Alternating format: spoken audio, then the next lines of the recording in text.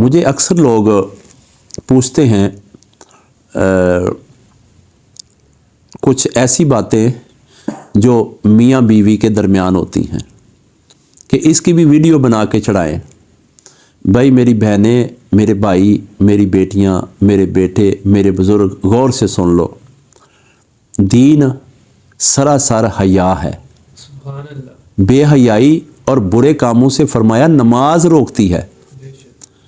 ادھر مولوی صاحبان نماز پڑھتے ہیں، ادھر سیکس کی باتیں کر کے، بے حیائی کی باتیں کر کے چینل چلائے ہوئے ہیں اور اس میں ویڈیو بنا کے چڑھاتے ہیں۔ دین نے کبھی اس چیز کی اجازت نہیں دی، اور میں بیٹیوں والا ہوں، بیٹوں والا ہوں، اور میں شرم و حیا والا ہوں۔ میں اپنی بیٹیوں اور بیٹوں کے سامنے اپنے جو حیا والے معاملات ہیں ان کو برقرار رکھتا ہوں، کیونکہ آقا کریم صلی اللہ علیہ وآلہ وسلم نے بھی اس طرح اجازت نہیں دی کہ بہت بڑے مجمع میں ایک میاں بیوی کی بات سنا دو، اس کے جو اندرونی معاملات ہیں وہ سامنے رکھ دو۔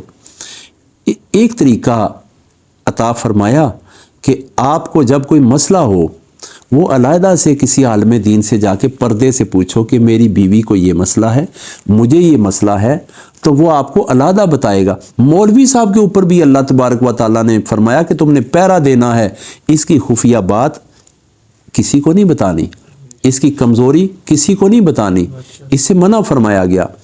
تو اس طرح کی مجھ سے نہ کوئی بات پوچھے اور نہ میں کسی کو سر عام اس میڈیا کے حوالے سے میں بتا سکتا ہوں۔ جس نے بھی کوئی مسئلہ پوچھنا ہے وہ علیحدہ سے آئے، جو بھی پوچھے گا مجھے اگر اس کی سمجھ ہوئی تو میں قرآن کھول کے اس کے آگے رکھوں گا، اور جتنی سمجھ مجھے ہوئی میں اس کو سمجھا دوں گا۔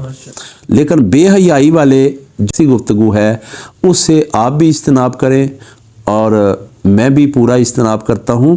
اللہ تبارک و تعالیٰ نے حیا کے رشتے اسلام میں بنائے ہیں، اور اس حیا کی حدوں کو قائم رہنا چاہیے۔